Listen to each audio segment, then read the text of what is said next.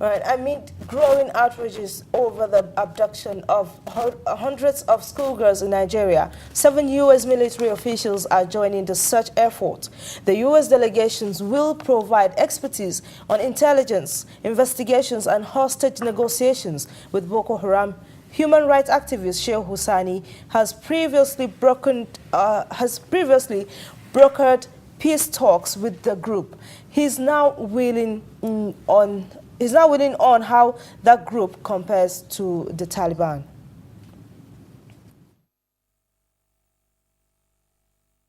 If you understand the Taliban in Pakistan and Afghanistan, you will clearly be able to decipher the Boko Haram in Nigeria.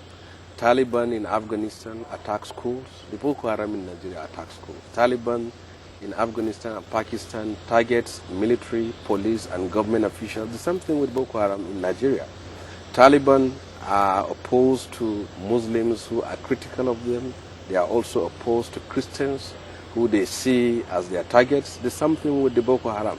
So they share a lot in common. All right, welcome back. And the U.S. military will this week join its Nigerian counterpart in search of the missing Chibok girls that were kidnapped over 3 weeks ago. Now, what should be the rules of engagement for this operation?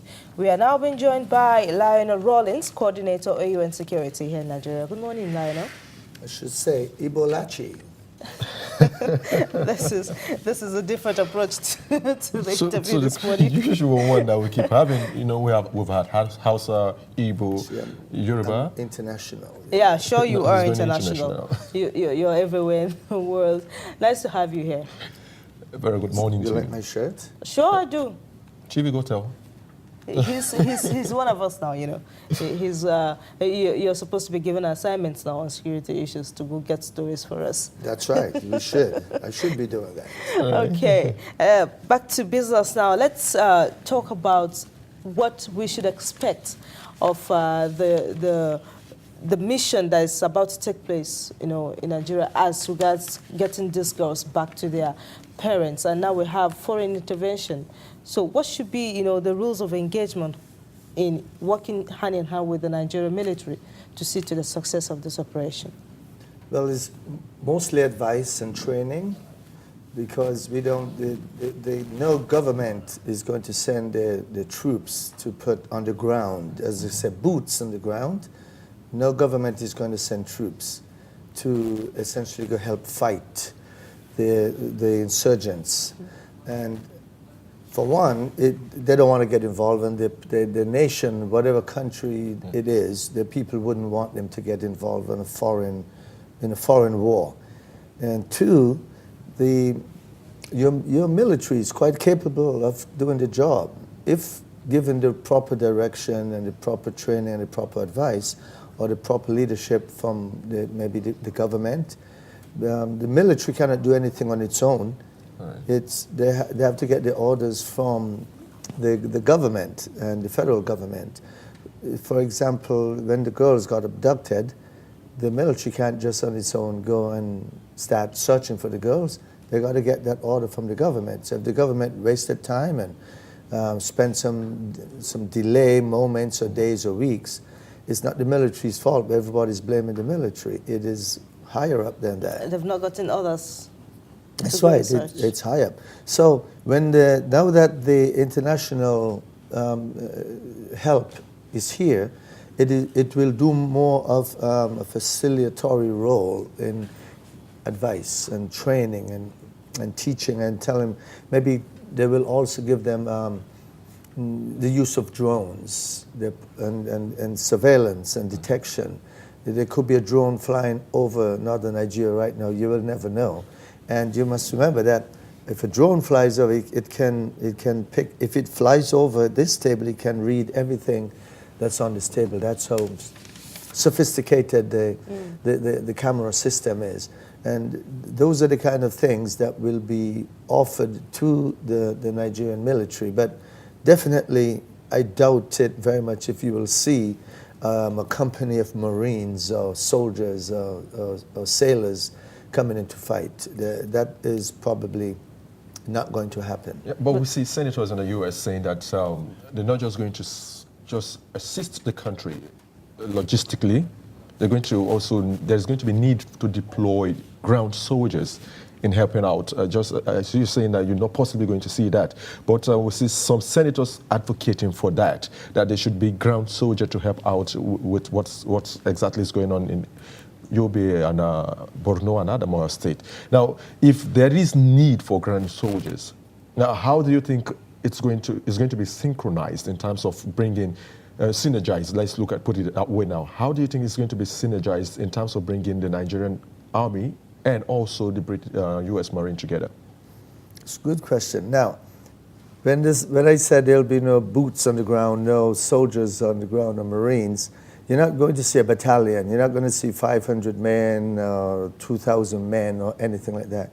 You may see 100 men in uniform with weapons, and they will be going out with the Nigerian military and showing them how to do it and say, this is how you do it.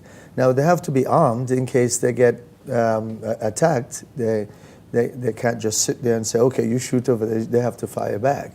But you, in fact, need them to have weapons. And they will be there in the hole, in the fire, in the water, with the military, the Nigerian military, showing them, this is how you do it. This is where you go. This is how you look for things. They'll be working with perhaps the drone or any kind of surveillance activities and showing them how to use GPS and how to use it to coordinate where they're looking for and to find these girls if they are in fact anywhere to be found, which I doubt that they are anywhere to be found. But you said they're going to be telling them, okay, shoot this way, or this is what you expected to do, or this is what you should do. But some Nigerians are already have that fear that this Marines might take up the military's job. Well, it's a concern, of course, because usually anytime a military comes into a country, they tend to get a little aggressive. And part of the aggressiveness would be to overtake your military.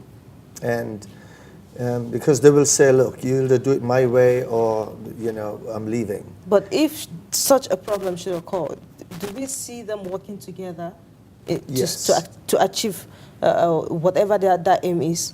Yes, we are much too sophisticated now. We've gone beyond those days where we would just beat up each other and get angry and leave. We are too sophisticated now for that to affect the working relationship. First of all, Nigeria received funding from the U.S. government to help them fight terrorism and violence. I don't know if people know that, but we do give millions of dollars to the government of Nigeria. Whether the money goes to where it is intended purpose or somewhere else, I don't know. But we do give money to Nigeria to help them fight terrorism, violence, crime, corruption, that sort of stuff, piracy. And so we care about what happened here, whether it's because we want to establish a presence in Africa, or because it's the right thing to do. We do give, so we will not allow that to destroy the relationship. And yes, we can work together. The military here can fight. They can fight. They just need to brush up a little bit of the act here and there. Because we all need it. I mean, we go to the United States, go to England to train. England goes to Israel to train. Israel goes to the United States to train.